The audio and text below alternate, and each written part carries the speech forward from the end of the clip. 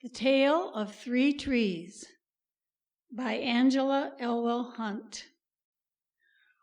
Once upon a mountain top, three little trees stood and dreamed of what they wanted to become when they grew up.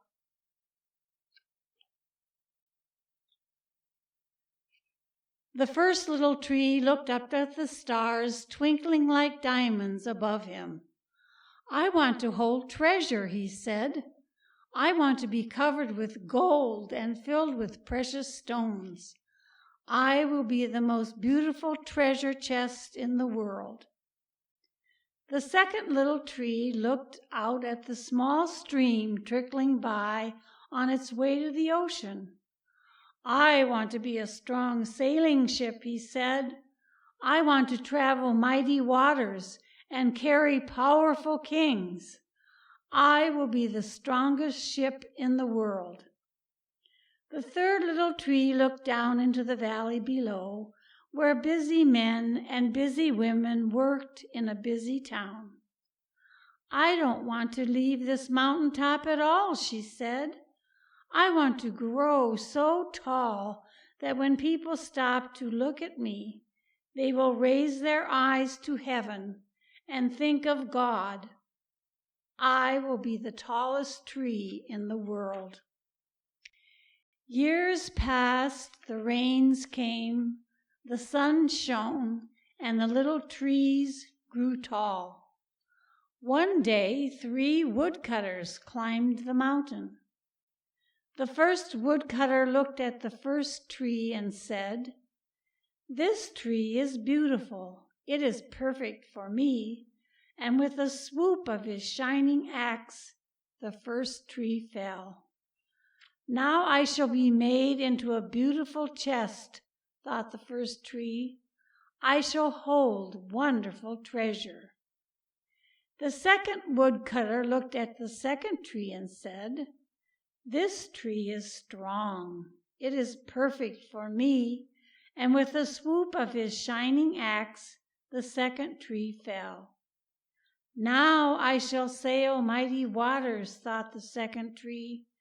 "I shall be a strong ship fit for kings."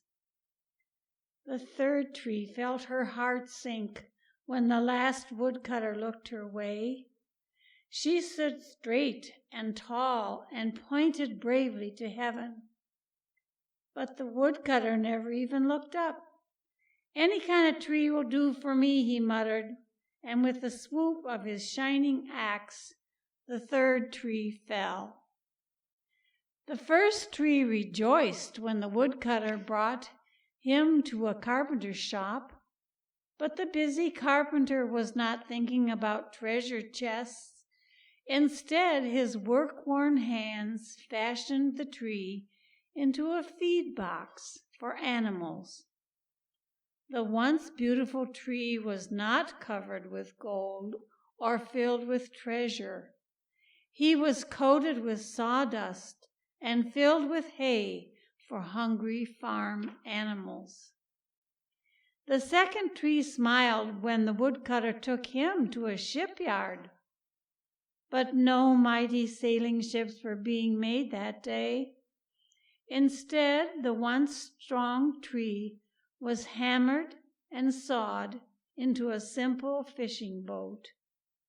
Too small and too weak to sail an ocean or even a river, he was taken to a little lake, and every day he brought in loads of dead, smelly fish. The third tree was confused when the woodcutter cut her into strong beams and left her in a lumber yard. What happened? The once tall tree wondered. All I ever wanted to do was stay on the mountain top and point to God. Many, many days and nights passed, and the three trees nearly forgot their dreams. But one night, golden starlight poured over the first tree as a young woman placed her newborn baby in the feed box. "I wish I could make a cradle for him," her husband whispered. The mother squeezed his hand and smiled as the starlight shone on the smooth and sturdy wood. "This manger is beautiful," she said. And suddenly the first tree knew he was holding the greatest treasure in the world. One evening, a tired traveler and his friends crowded into the old fishing boat.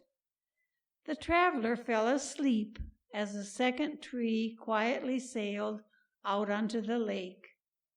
Soon a thundering and thrashing storm arose, and the little tree shuddered. He knew he did not have the strength to carry so many passengers safely through the wind and rain. The tired man awakened. He stood up, stretched out his hand, and said, "Peace." The storm stopped as quickly as it had begun. And suddenly the second tree knew he was carrying the King of heaven and earth. One Friday morning, the third tree was startled when her beams were yanked from the forgotten woodpile. She flinched as she was carried through an angry, jeering crowd. She shuddered when soldiers nailed a man's hands to her. She felt ugly and harsh and cruel. But on Sunday morning, when the sun rose and the earth trembled with joy beneath her, the third tree knew that God's love had changed everything. It had made the first tree beautiful. It had made the second tree strong. And every time people thought of the third tree, they would think of God. And that was better than being the tallest tree in the world.